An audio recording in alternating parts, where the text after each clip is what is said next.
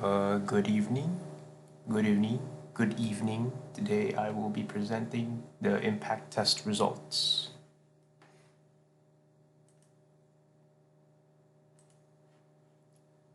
Now, there has been an issue with the machine itself, therefore, we needed to use a software to calculate the angle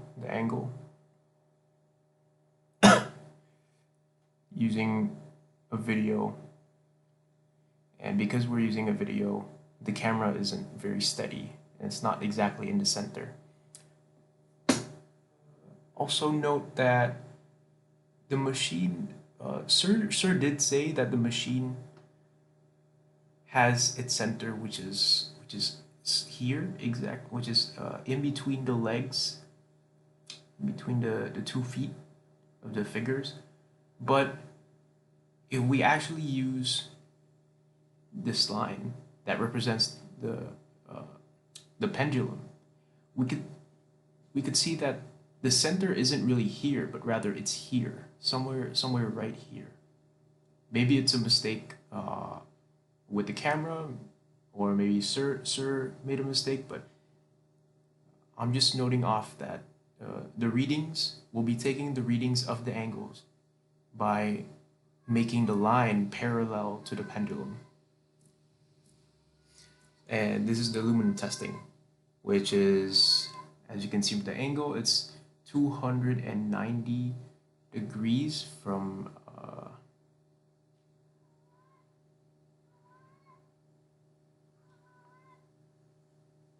sorry, it's not 290 degrees.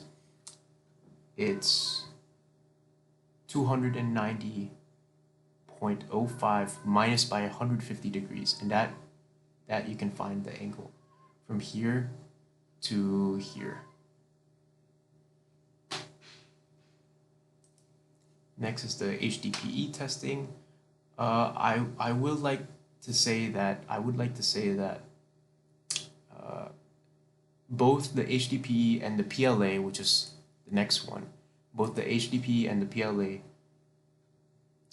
looked the same during the recording, and I had no confirmation whether or not which one is which. So I had to figure it out using logic itself.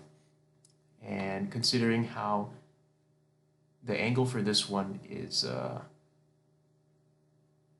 it's less, the angle is less than this, we can safely assume that this one is HDPE, since HDPE is a little stronger.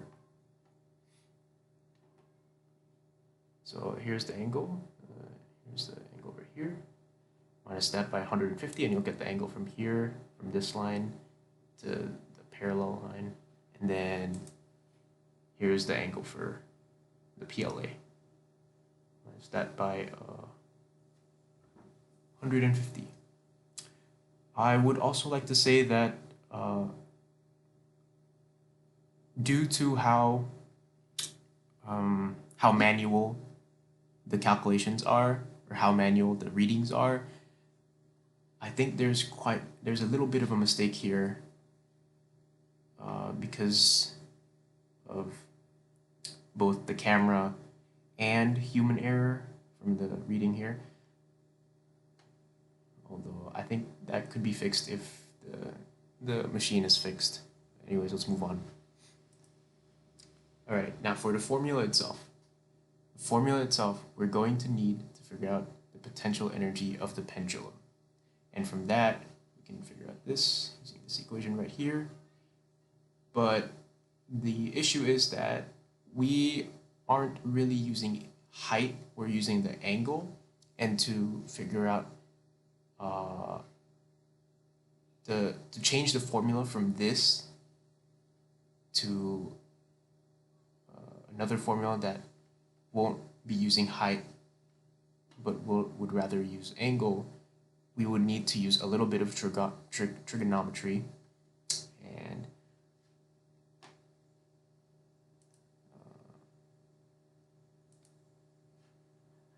by using trigonometry, we can figure out that the equation is this, which is the energy absorbed equals to the pendulum mass, the gravity, the pendulum length, and then multiplied by cos final angle minus cos initial angle. And the initial angle is 150, which is, that is fixed. That's fixed. Now here's the pendulum information. As you can see, we can figure out the length, the impact length, since the length that we're trying to figure out is the length from the center to the location where the impact is happening, which is Li. There's Li right here. There's Li here. This one is for Izod, this one is for Chappie. Yeah, this one is for aluminum, and this one's for plastics. And then there's also the force, or the weight, is right here and right here. Now this we can basically just change mg, change the mg into the FH, and that'll give us the equation. That'll give us the results that we need. Now here is the table for all the information needed. We have the length, the thickness, width, notch depth, notch angle, and then the absorbed energy. Now,